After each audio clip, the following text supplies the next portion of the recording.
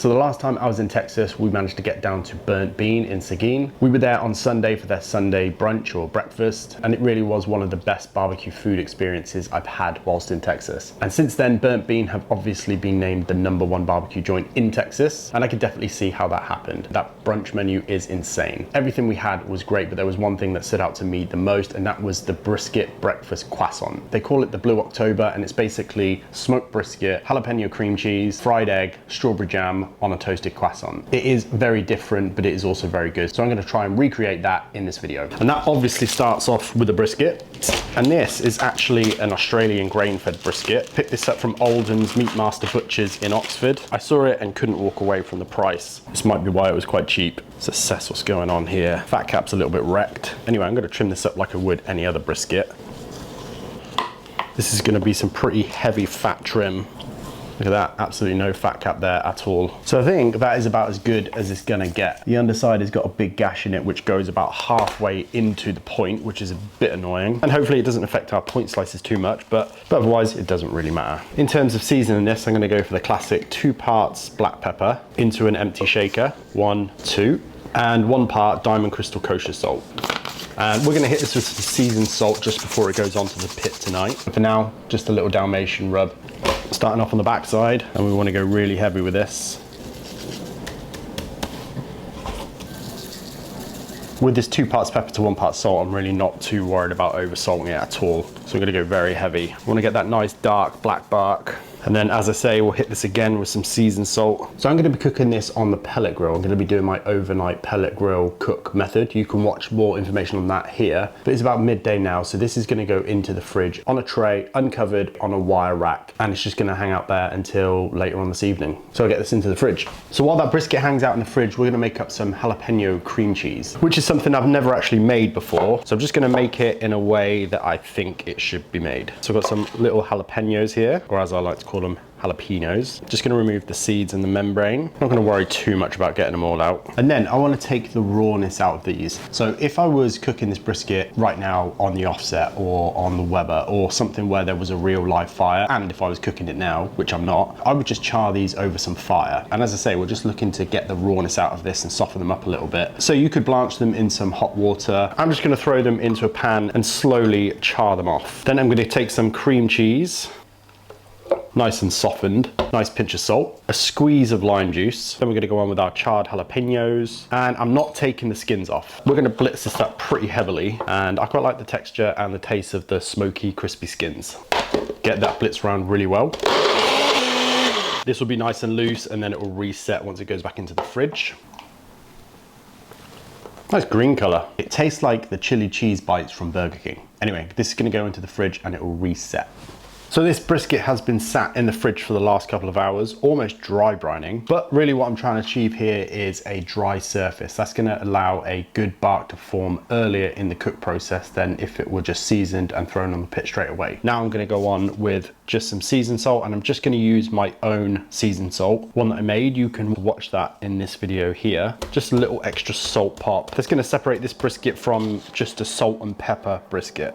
Looking good. So as I say, I'm cooking this on my pellet smoker tonight. It's about 8:30 p.m. at night. I'm gonna fill a smoke tube with Pit Boss mesquite pellets. I'm gonna light one end of that smoke tube and let it burn out. And we're basically gonna cold smoke this brisket for about 4 hours. That's really gonna increase the smoke flavor. It's gonna increase the bark color. And really we're just trying to compensate for the fact that this is on a pellet smoker rather than an offset. So all of that will be done at around 165 Fahrenheit. And around about midnight, I'm gonna kick this smoker up to around 250 Fahrenheit and pretty much cook there for the rest of the cook. And then I'll probably get up around 6 a.m. tomorrow morning to check on how it's doing. You can see the smoke tube is rocking away.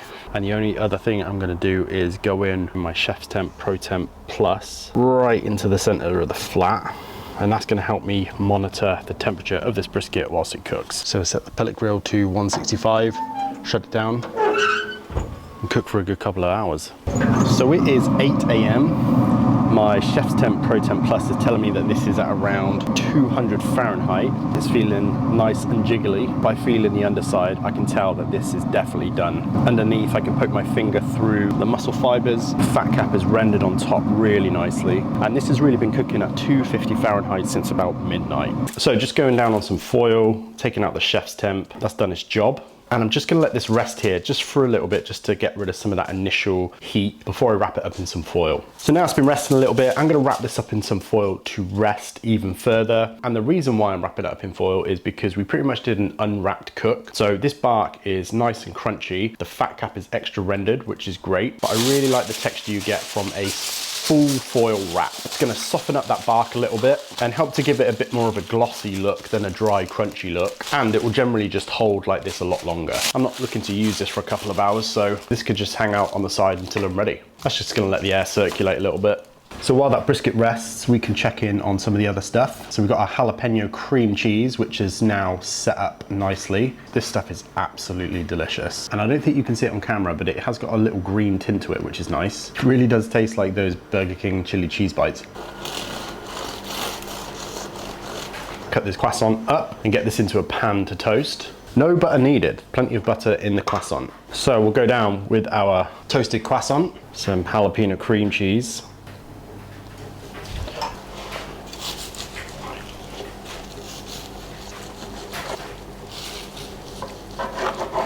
Big old slice of point end brisket, fried egg, and the crown of the croissant gets some strawberry jam, a little bit of salt on that egg. Look at that. Bark looks very good for a pellet grill. Big thick slice of point end brisket, jalapeno cream cheese, egg, strawberry jam on a croissant. Doesn't get much weirder. Absolutely outrageous. Give it a bite.